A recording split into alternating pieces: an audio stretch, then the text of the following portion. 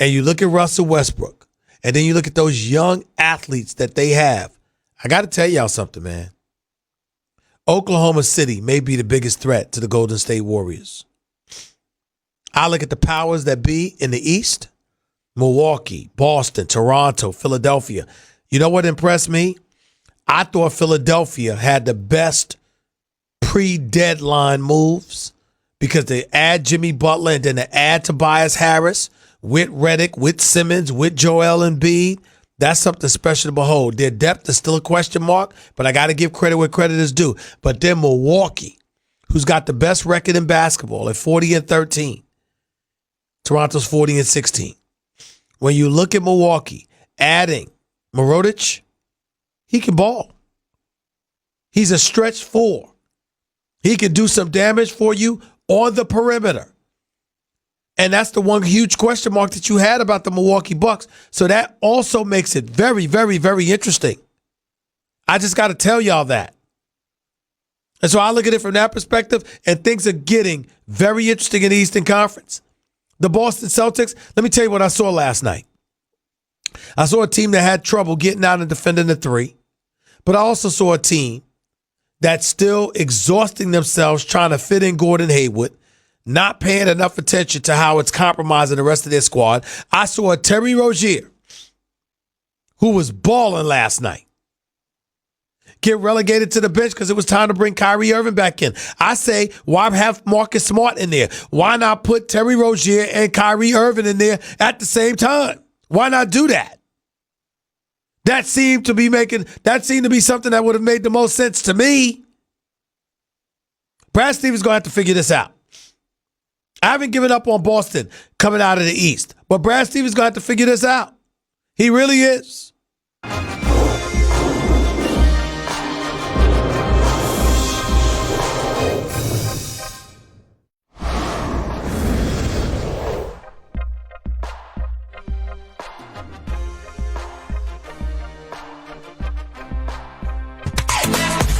The Stephen A. Smith Show on ESPN Radio is presented by Progressive Insurance. Guests on the Stephen A. Smith Show appear via the Shell Pennzoil Performance Line, and you can always get in touch with the show through the 1-800-Flowers Twitter feed.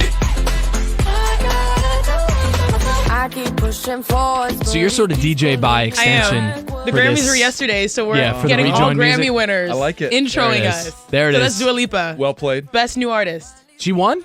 She did, yeah. Okay. She won, I think, 2 Grammys. I sort of guessed was she. Like, I wasn't sure if it was like a DJ situation or not. We're listening to only winners here. I have never felt older than looking at some of the nominees. It's like, true. Like Post Malone, okay. Yeah, like I know, Halls, that's like your okay. threshold? Like, okay. well, no, I know who they are, but some of the other ones is like, oh, okay, cool. They're an award winner. Cool fit. Chineo Gwumake, Randy Scott. We're in for Stephen A. on the Stephen A. Smith Show on ESPN Radio and the ESPN app. 888-SAY-ESPN is the telephone number. That is 888-729-3776. Mark Teixeira is here in studio, which is great. We just talked to Dan Orlovsky over the phone, and we were talking a little bit about this news that broke before we came on, like right before we came on. Kyler Murray walking away from baseball, choosing to devote his time and his talents to becoming an NFL quarterback. Listen, he's a top 10 pick, a number 9 overall pick by the Oakland Athletics a year ago in that draft.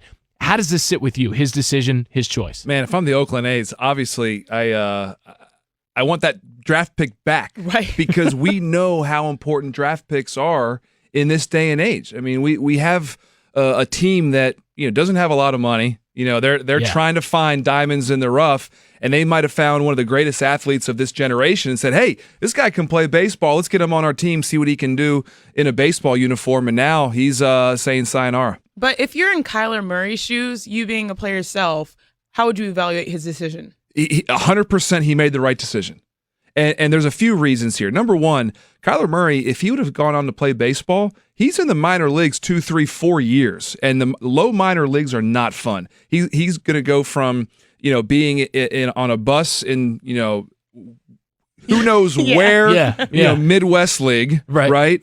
To now being front and center, maybe with a great NFL franchise. Who knows where you get drafted? If he gets drafted in top 15 picks, he might play under a good quarterback, be in the spotlight.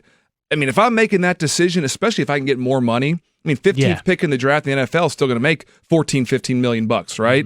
And I just think overall, great idea, great deal. And Kyler Murray is going to be, he's going to be special on the football field. And I think a lot of the controversy here is the safety concerns with football. What would you think about those people saying, well, baseball is quote unquote a safer sport. Why don't you choose baseball? Well, I mean, listen, there's tough parts about every sport, right? I mean, football, obviously, you have the concussion issue, but I mean, baseball, I've had 3 surgeries, right? I played baseball. My counts too. Right? So, exactly. Basketball, soccer is a tough sport to play. Yeah. So, I think if you're playing not to get hurt, then you just would never play sports. You just say, hit the books and become a doctor. But Kyler Murray is one of those guys that he's going to figure out how to play in the NFL and keep himself healthy. I think you look at some of the best players nowadays, they've realized, hey, I want my offensive line to do a lot of the work. Let me use my legs when I need to, but I'm going to throw that ball. That's how I'm going to make my money is if I throw that ball. Yeah, and that's how I'm going to extend my own career if I get rid of this thing. We got Mark Teixeira here in studio. Does this say anything to you about baseball as a whole here, that a young person, talented, man with options, chose one thing over baseball? If I would have been a first-round draft pick, I'd have gone the NFL too. Hey.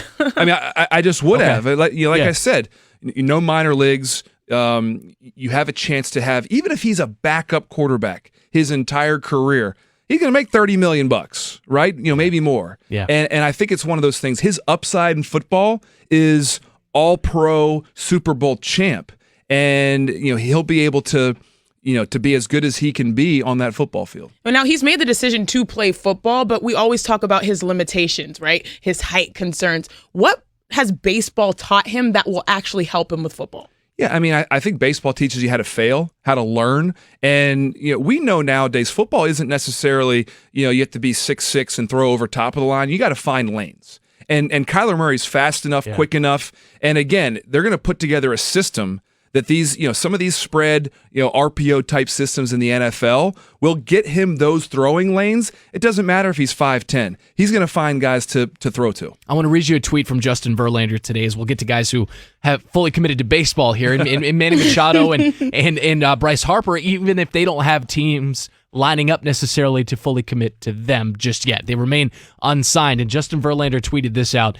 This was about an hour ago. 100 or so free agents left unsigned. System is broken. They blame quote unquote rebuilding, but that's I'll just abbreviate. That's BS.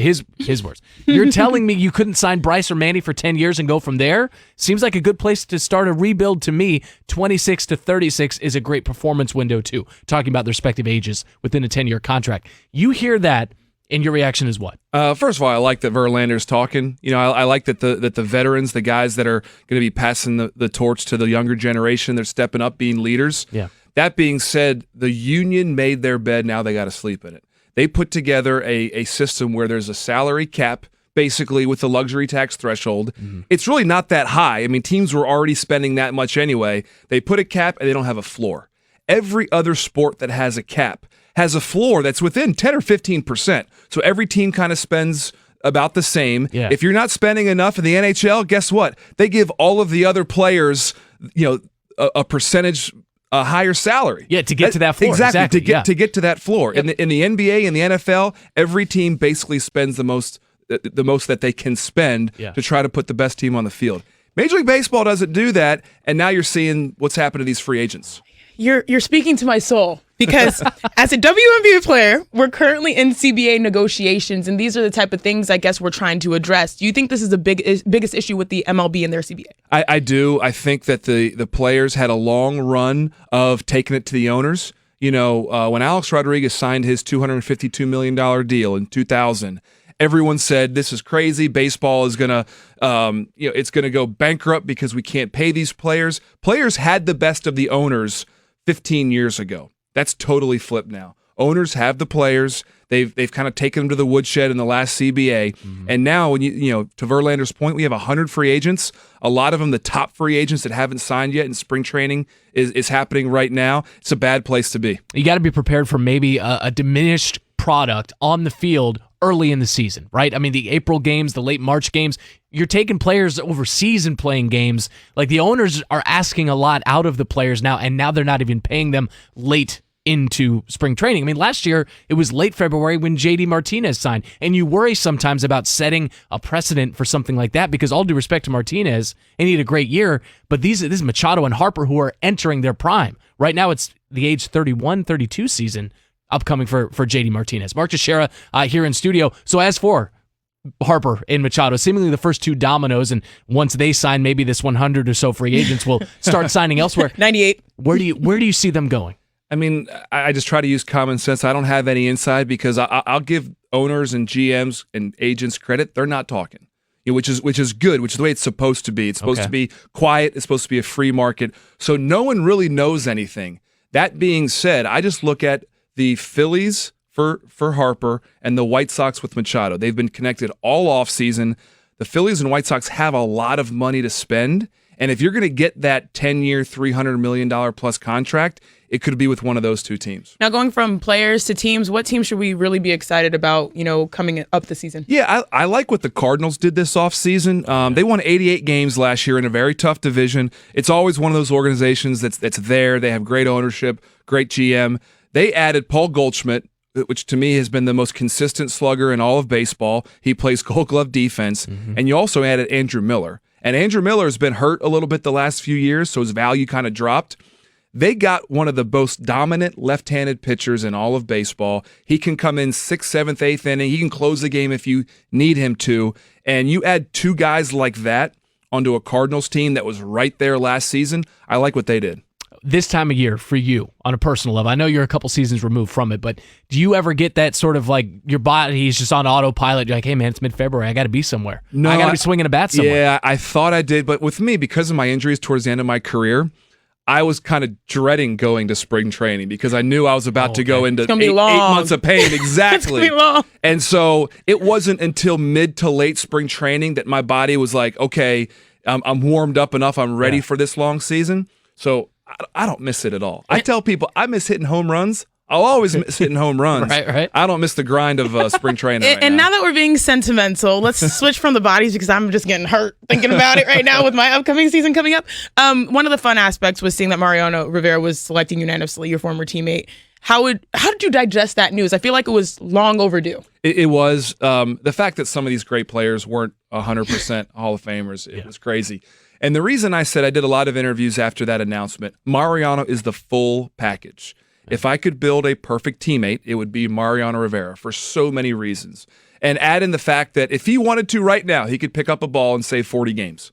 I truly believe that. He stays in great shape. He could still probably throw that cutter. Oh, yeah. And even I faced him in his prime at 96 miles an hour. Even at 88 to 90 towards the end of his career, he was getting outs at an incredible clip. I truly believe Mariano could save 40 today. All right, you hear that, Mariano? That paycheck's out there, man. That paycheck, although the Cash Yankees in. 101 bullpen. free agents. And that's what I'm saying. Wait, the number just went up. The number just went up by one. We got enough guys looking for work. Mark Teixeira, thank you, man. Thank you for the time. It Thanks, feels guys. like baseball when we're talking it with a guy who played the game. A reminder this Valentine's Day, your Rose Authority, 1-800-Flowers.com, has the best deals and bouquets around, like 18 red roses for $29.99 or 24 assorted roses plus a vase for $10 more. To order, go to 1-800-Flowers.com, click the radio icon, and enter Stephen A. It's Janae Ogumake, Randy Scott in for Stephen A. We have plenty of NBA to get to when we Let's come back. do it. Including Magic Johnson naming names. Oh, and, not Kevin Durant, Magic. Like, he got really real on the Pelicans. We'll hear what Magic has to say. That and more. It's the Stephen A. Smith Show on ESPN Radio. Hey, do you have frequent heartburn? Like the kind where you have antacid stashed everywhere in case it pops up? You know what I mean. You keep some in your bag or your desk or your car or your nightstand. You have those chalky tablets ready for whenever and wherever heartburn strikes. Well, listen up. There's an easier way to deal with your heartburn. It's Prilosec OTC. Just one pill a day will last a full 24 hours with zero heartburn. Kick your antacid habit. It's possible with Prilosec OTC. Use as directed for 14 days to treat frequent heartburn, not for immediate relief. Craving even more of Stephen A? Him of all people. For